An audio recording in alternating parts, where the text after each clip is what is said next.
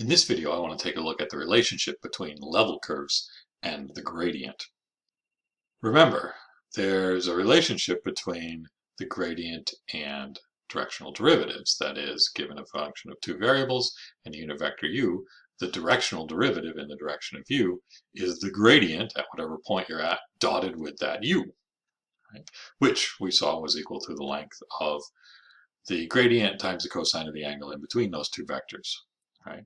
And we saw that the derivative is maximum in the direction of the gradient. What I now want to do is I want to look perpendicular to the gradient. So if the gradient's pointing this way, it means the slope is going up in that direction. Well, in the direction completely perpendicular to the gradient, what's going on?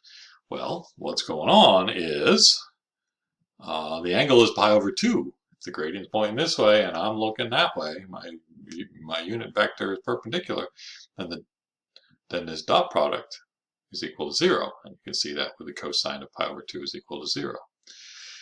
So the slope in the direction perpendicular to the gradient is 0. And a slope of 0 means it's not going up or down. It's staying level. So the level curves must be perpendicular to the gradient, because the level curves are where the function is staying level. If you've given a point xy, it's got a particular function value, and there is a level curve that passes through that point. Well, that level curve will be perpendicular to the gradient at that point. Okay. Let's take a look at that. This is the example we had from the previous video. Fxy equals x squared minus y squared over 5. The gradient is 2/5 x minus 2/5 y. And here is the picture that I want to show you. Now, a couple things about this picture. Now, first of all, I've got level curves sketched in here. Notice that the level curves are hyperbolas. If you set the function equal to a constant, so say 1, then you'd have 1 equals x squared minus y squared over 5, which would be a hyperbola. If you put it equal to minus 7, that would be a different hyperbola. The contours, you can see the hyperbolas, the red ones are above the xy plane and the green ones are below the xy plane, I'm pretty sure. Yes. Now, all these little vectors are what's called the gradient field, right?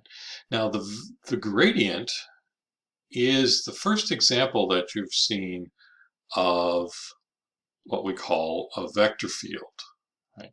That is, you give me an x and a y, so you give me two variables in, I give you a vector out, right? I give you an x component and a y component out.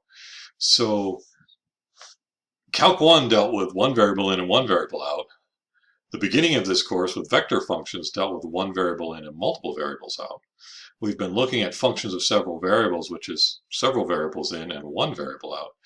And the gradient is the first example of something where we've had multiple variables in and multiple variables out, right? This is called a vector field. And in Calc 4, we will look more generally at vector fields. Vector fields have the same number of variables in and out. There's others that have different numbers in and out that aren't necessarily called vector fields, but we will look at those as well in Calc 4. But for now, all we need to know is that for each point in the plane, you're given a vector. And we visualize that by drawing that vector at the point. So when you plug in, say, 0, 0, you get 0, 0 out, and so the little 0 vector is drawn right there. When you plug in the point 1, 0, you get 2/5 0. So over here at 1, 0, wherever that is, I think it's right here, you've got the vector 2/5 0 being plotted there. Now, I should point out that these vectors are not actually the right length. These are being plotted significantly shorter than they're supposed to be, I think. Maybe thinking of the next example. But if you draw them too long, they start overlapping each other and it's hard to see what's going on. So for convenience, we usually scale them down so that you can see these vectors. But the point here is notice that every point on a level curve, right? Look at this point right here. The gradient vector at that point is perpendicular to the level curve. Right here, perpendicular level curve. Over here, perpendicular level curve. That the gradient is always perpendicular to the level curve. And if you think of this again as a topographic map, right? When we looked at level curves, we talked about them as topographic maps, right? And think of it raining. When rain hits at any spot here, where is it going to go? Well, it's going to go down as fast as possible. It's going to go in the opposite direction of the gradient. It's going to flow perpendicular to those level curves. And you can kind of even see the path that the water might take as it flows down that surface. I think I've got this one in 3D to look at this a little differently. So here it is in 3D for you.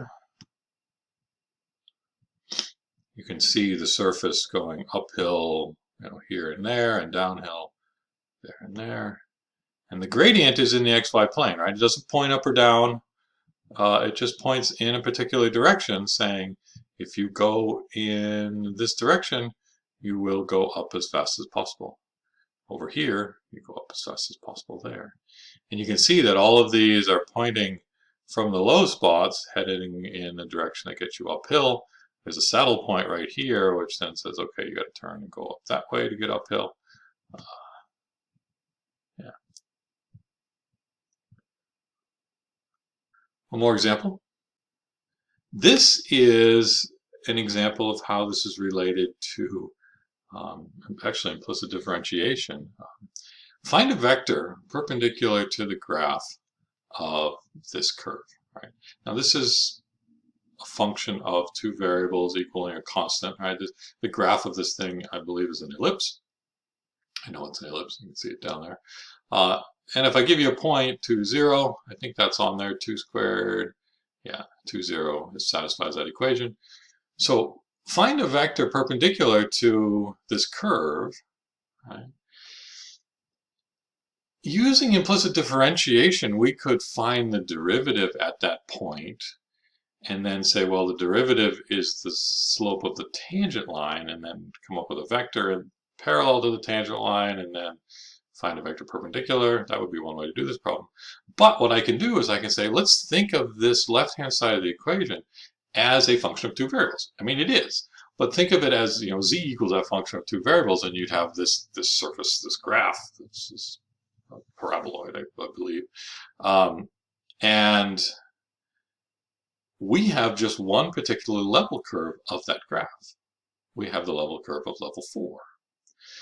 So the gradient of the function here, x squared minus xy plus y squared, the gradient of that will be perpendicular to the level curves of that function.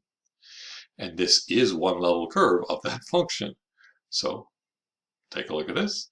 Look at the gradient. Well, the gradient is a vector. The first component of the gradient is the partial of f with respect to x. So taking the partial with respect to x here, I get 2x minus y. And the second component is the partial with respect to y, minus x plus 2y. Plugging in the point I was interested in here, 2, 0, I get this, which just plugging in the 2 for x and the 0 for y, 2 for x, 0 for y, I get 4, negative 2.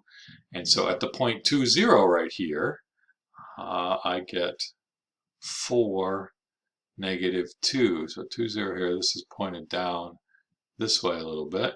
Now this is certainly not drawn as the vector 4, negative 2. These are scaled down by a factor of 20, I think. This graph grows really quickly and the vectors get really long really fast because it's really steep, and the length of the vector is the slope in the direction of the gradient, right? So you can see that gradient field. Everything is pointing away from the origin, meaning it's going uphill as you move out, with the bigger vectors out here, meaning going uphill faster. Of course, you can see the uphill faster in the level curves getting closer together as well. So this is level, the way I have it plotted, this is level 1, 2, 3, 4, and in fact the point 2, 0 is on that curve of level 4. So that's the curve that we have described by the equation.